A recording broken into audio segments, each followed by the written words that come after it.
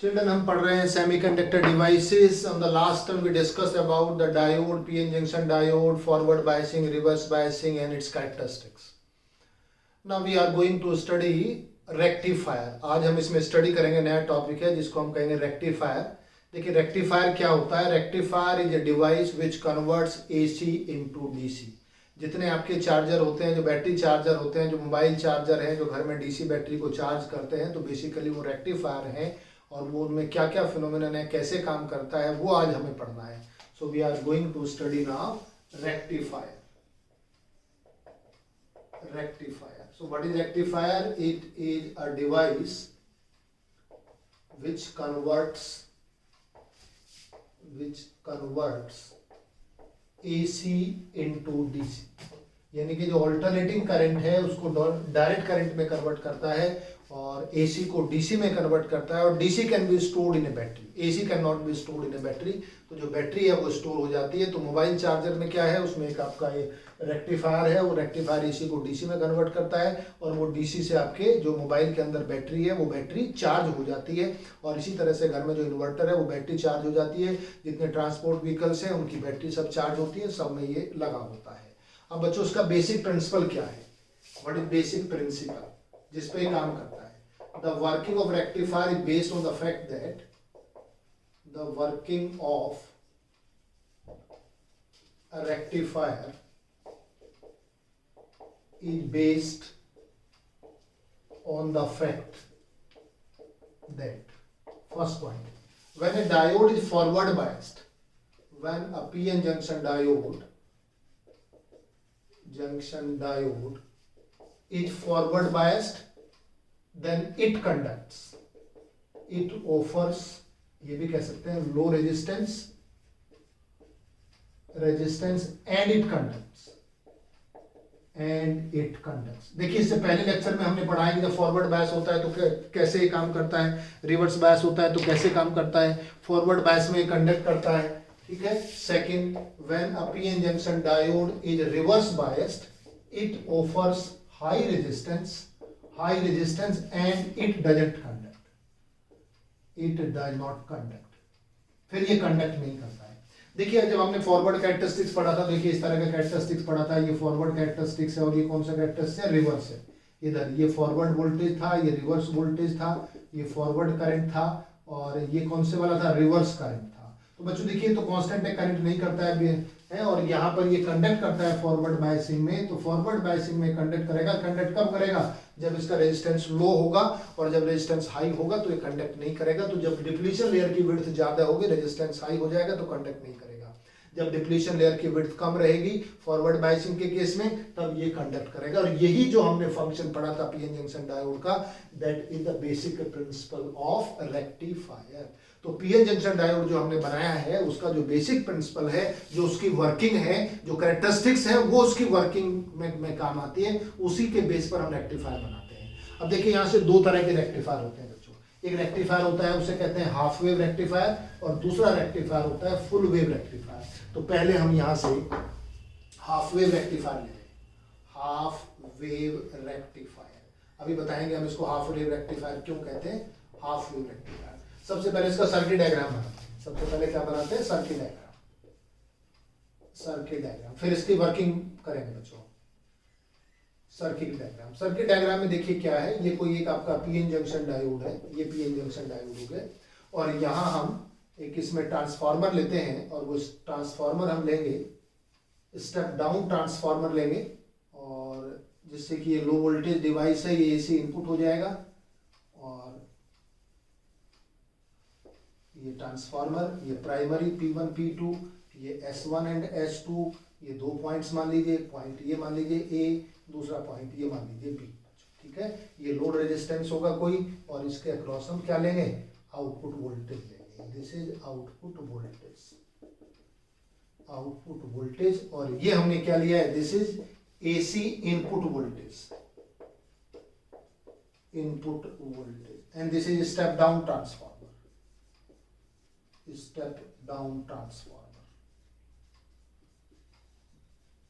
ये circuit diagram. तो this is the circuit diagram of half wave rectifier. ये half wave rectifier का क्या है, सर्किट डायग्राम बच्चों। ये बनेगा सर्किट डायग्राम, ठीक है, जिसमें हमने क्या लिया, एक हमने स्टेप डाउन ट्रांसफार्मर लिया, ये उसकी प्राइमरी कॉइल है, लार्ज नंबर ऑफ टर्न्स, ये सेकेंडरी कॉइल है, सेकेंडरी के जो नंबर ऑफ टर्न्स है प्राइमरी से कम होते हैं स्टेप डाउन में, स्टेप अप में बढ़ते हैं, तो लो वोल्टेज डिवाइस है तो हमने इसको हाई वोल्टेज को किस में बदला, लो में, और यहाँ ए और बी एंड पर भी क्या मिलेगा आपको, एसी मिलेगा, इलेक्ट्रोमैग्नेटिक इंडक्शन के बेस पर यहाँ इसका फंक्शन होता है, और ए और बी पर आपको क्या मिलेगा, एसी मिलेगा। और अच्छा अब देखिए बच्चों, यहाँ पर दो तरह की साइकिल बनेगी, एक पॉजिटिव साइकिल मिल सकती है और एक नेगेटिव मिल सकती है। अगर ये डायोड पॉजिटिव हाफ साइकिल के कोरस्पॉन्डिंग देखेंगे तो बताइए पॉजिटिव हाफ साइकिल में तो ये पी एंड कैसा हो जाएगा, पॉजिटिव, और नेगेटिव हाफ साइकिल में पी एंड कैसा हो जाएगा, नेगेटिव, और जब ये पॉजिटिव होगा तो तब कैसा माना जाएगा, फॉरवर्ड बायस, और जब ये पी साइड नेगेटिव होगा तो कैसा माना जाएगा, रिवर्स बायस्ड। यानी कि पॉजिटिव हाफ साइकिल में तो ये फॉरवर्ड बायस होगा और नेगेटिव हाफ साइकिल में कैसा होगा, रिवर्स बायस होगा। और जब फॉरवर्ड बायस होता है तो क्या करता है, ये कंडक्ट करता है, और जब रिवर्स बायस होता है तो कंडक्ट नहीं करता है। So during positive half cycle अगर हम इसकी वर्किंग को समझना चाहें बच्चों, वर्किंग क्या होगी, देखिए वर्किंग ये होगी during positive half cycle of AC input voltage eight point A point पर, यहां पॉजिटिव हाफ साइकिल होगा, ठीक है। The diode is forward biased and conduct करता है फॉरवर्ड बायस में, ठीक है। अगर कंडक्ट करेगा तो देखिए यहां से जाएगा और करंट यहां से फ्लो होगा, और जब इसमें से करंट फ्लो होगा तो आर के क्रॉस क्या मिलेगा, वोल्टेज मिलेगा। जब आर में से करंट फ्लो करेगा तो आर के क्रॉस क्या मिलेगा, आपको वोल्टेज ड्रॉप मिलेगा, ओके। और तब क्या होगा बच्चों, ये तो पॉजिटिव हाफ साइकिल हो गया, और दूसरे में क्या हो जाएगा, during negative half cycle of AC input voltage at A, it does not conduct, ये कंडक्ट ही नहीं करता, और जब कंडक्ट नहीं करेगा तो आर में से कोई करंट फ्लो नहीं करेगा तो आउटपुट क्या मिलेगा, जीरो मिलेगा। तो यहां से current will flow through resistance R and output voltage is observed across R के क्रॉस रहेगा, एंड इसमें नो वोल्टेज अक्रॉस आर, ये बना बच्चों। तो अगर हम ये सर्किट डायग्राम बनाते हैं, जिस सर्किट डायग्राम में हमने ट्रांसफार्मर लिया है, कौन सा ट्रांसफार्मर लिया है हमने लिया है स्टेप डाउन ट्रांसफार्मर। क्यों लिया step down transformer, because it is a low voltage device. ये प्राइमरी हो गया, ये इसमें कोर हो जाएगी, इस तरह से हम दिखाते हैं इसको, और ये इसके सेकेंडरी नंबर ऑफ टर्न्स हो जाएंगे, और यहां से आप इसमें से करंट फ्लो करेंगे पॉजिटिव हाफ साइकिल में। तो अगर इसका हम ग्राफ बनाएंगे, देखिए ग्राफ किस तरह से बनाएंगे, ये हम बनाते हैं यहाँ पर AC इनपुट वोल्टेज इनपुट, और AC इनपुट का जो ग्राफ बनेगा वो किस तरीके का बनेगा देखते हैं अभी। देखिए AC इनपुट का ग्राफ इस तरह का, ये तो AC हम जानते हैं सब, ये AC इनपुट है, ठीक है, ये AC इनपुट वोल्टेज होगा। अब इसके कोरस्पॉन्डिंग आउटपुट में हमें क्या मिलेगा, आउटपुट में मिलेगा यहाँ पर AC, यहाँ मिलेगा आउटपुट वोल्टेज, हम नहीं जानते AC मिलेगा या DC मिलेगा, आउटपुट वोल्टेज। देखो बच्चों, यहाँ से और यहाँ तक कौन सा साइकिल है, पॉजिटिव हाफ साइकिल है, फिर यहाँ से यहाँ तक कौन सा है, नेगेटिव हाफ साइकिल है, फिर पॉजिटिव हाफ साइकिल है, तो this is positive, this is negative, positive and negative, ये तो साइकिल बनेगा। और आपने क्या बताया, जब ए एंड पर पॉजिटिव हाफ साइकिल है तो कैसा है, फॉरवर्ड बायस है, तो क्या करेगा, कंडक्ट करेगा तो इसमें से क्या फ्लो होगा, करंट फ्लो होगा, तो पोटेंशियल ड्रॉप आएगा आर के क्रॉस ओम्स लॉ से V equal to I into R। तो पॉजिटिव हाफ साइकिल के कोरस्पॉन्डिंग ये कंडक्ट करेगा और आउटपुट वोल्टेज मिलेगा, यहाँ पर ये कंडक्ट होगा, ये आउटपुट में मिलेगा, यहाँ आपको ये मिलेगा। फिर जब A पर नेगेटिव हाफ साइकिल आएगा तो नेक्स्ट नेगेटिव हाफ साइकिल में कैसा बायस होगा, रिवर्स बायस में क्या करेगा, इट विल नॉट कंडक्ट नहीं करेगा, तो वोल्टेज अक्रॉस आर कैसा मिलेगा, जीरो मिलेगा। तो यहाँ से यहाँ तक आपको क्या मिलेगा, जीरो वोल्टेज मिलेगा। उसके बाद फिर ये पॉजिटिव हाफ साइकिल आएगा, फिर कंडक्ट करेगा और फिर ये जीरो मिलेगा। इस तरीके से ये पॉजिटिव हाफ साइकिल में कंडक्ट करता चला जाएगा। सो this is the output voltage obtained in half wave rectifier. Half wave rectifier में AC को DC में कन्वर्ट नहीं करता ये, बल्कि इसमें आधे नेगेटिव हाफ साइकिल गायब हो जाते हैं, रिपल्स मिलते हैं आपको पॉजिटिव हाफ साइकिल के कोरस्पॉन्डिंग, ये रिपल्स आपको मिलेंगे, और वो भी केवल पॉजिटिव हाफ साइकिल में, नेगेटिव हाफ साइकिल गायब हो जाएगी, because it works only for positive half cycle, that's why it is called half wave rectifier। इसी वजह से क्या कहते हैं इसको, हाफ वेव रेक्टिफायर कहते हैं बच्चों। तो ये तो मैकेनिज्म और वर्किंग हो गया किसका, हाफ वेव रेक्टिफायर का। Now we come to full wave rectifier. अगला स्टेप आता है इसमें फुल वेव रेक्टिफायर। और फुल वेव रेक्टिफायर में क्या होता है देखिए, we use 2 PN junction diodes in full wave rectifier. Full wave rectifier में 2 पीएन जंक्शन डायोड हम यूज करते हैं और उसका सर्किट डायग्राम इस तरीके से होता है बच्चों। ये इसमें डायोड D1 होगा, this is diode D1 and this is diode D2। और इसमें यहाँ पर ये हम थोड़ा सा चेंज कर देते हैं सर्किट डायग्राम को, और चेंज इस तरीके से करते हैं। ये डायोड D2 होगा, ये D1 होगा, यहाँ से हम कनेक्ट कर देते हैं। ये सेंटर टैप होगा और सेंटर टैप से ये इस तरीके से आकर के एक रजिस्टर ये बनेगा, and this is R and this is DC out. DC out means output voltage, output voltage ये मिलता है बच्चों, ये आउटपुट वोल्टेज करेंगे। ये इसका सर्किट डायग्राम है बेसिकली। इसको सेंटर टैप कहते हैं, यहाँ बीच में से कनेक्ट किया हुआ है आपने, this is called centre tap. Centre tap, centre से कनेक्ट किया हुआ है। And here we are using how many PN junction diodes, 2 PN junction diode. हम यहाँ पर 2 पीएन जंक्शन डायोड यूज कर रहे हैं, और ये जो हमने सिंबल बनाया है इस तरह से, ये वायर इसके ऊपर से क्रॉस होकर इस तरह से आता है बच्चों, ये आता है। और ये टर्मिनल किसको रिप्रेजेंट करता है, बी पॉइंट को रिप्रेजेंट करता है। सो this is the circuit diagram of full wave rectifier. Again we have taken AC input voltage connected across the primary coils of a transformer, step down transformer. Across the secondary S1, S2, 2 PN junction diodes are connected. One is D1, another is D2, and through center tap a load resistance R is connected, across which output voltage is obtained. So this is the circuit diagram of इसका full wave rectifier, full wave rectifier. अब बच्चों इसकी working समझिए जरा, working में क्या difference आएगा, try to understand its working. इसकी वर्किंग में जैसे पहले में 2 स्टेप बने थे, इसमें 4 स्टेप बनेंगे। पहला स्टेप देखिए क्या होगा, पहला स्टेप तो यही होगा, during positive half cycle of input AC voltage at A point पर जो इनपुट एसी वोल्टेज का पॉजिटिव हाफ साइकिल आएगा, diode D1 is forward biased and it conducts, while D2 becomes reverse bias and it does not conduct। Forward bias कौन सा होता है, जो positive होगा।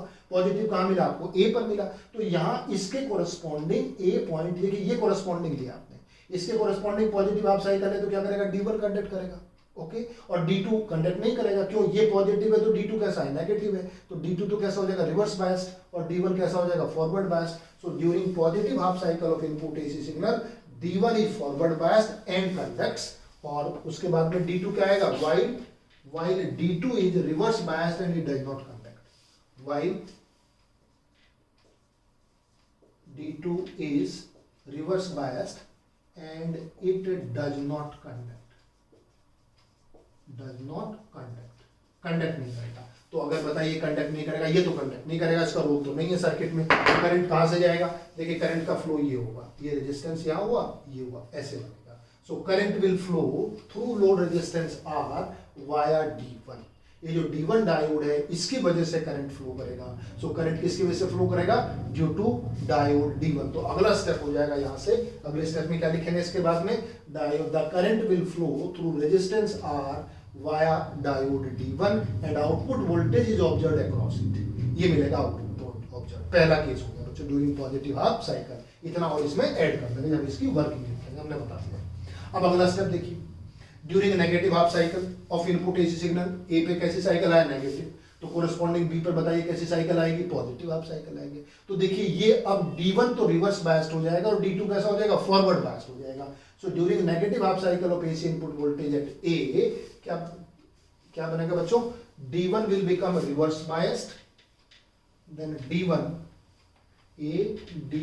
will be reverse biased and D2 will be forward biased। तो कौन सा conduct करेगा, so D1 will not conduct and D2 will conduct। so D1 will not conduct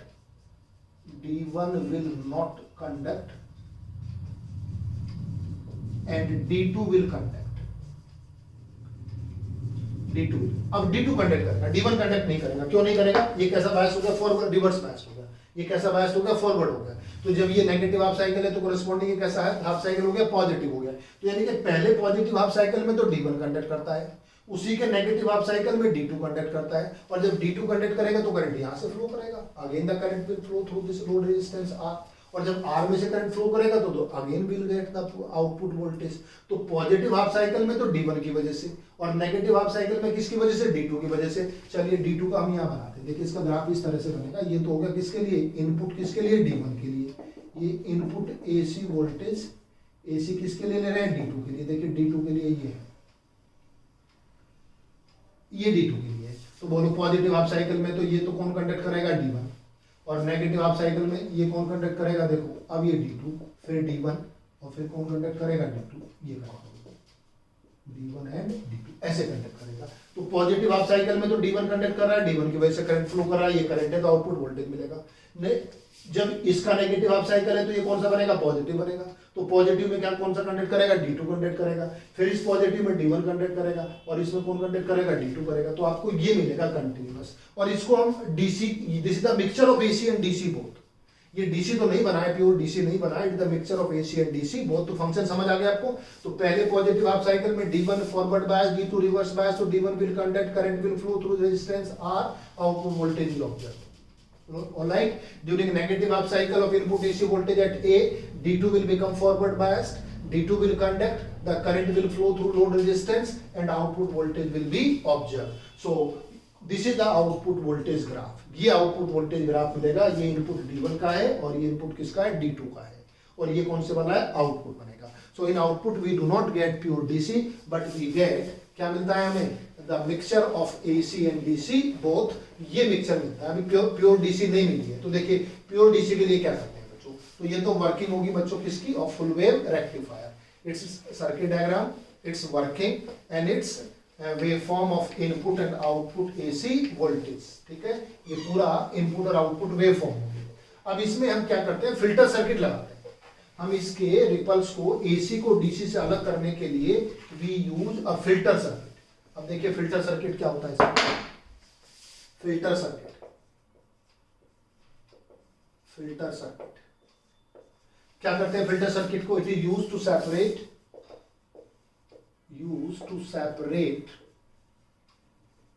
the AC ripples from the output of full wave rectifier. Full wave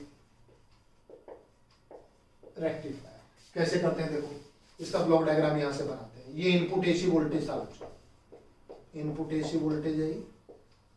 कौन से वाला है input AC voltage, ये है। इसको यहां से हमने पास करा, ये रेक्टिफायर हो गया आपका।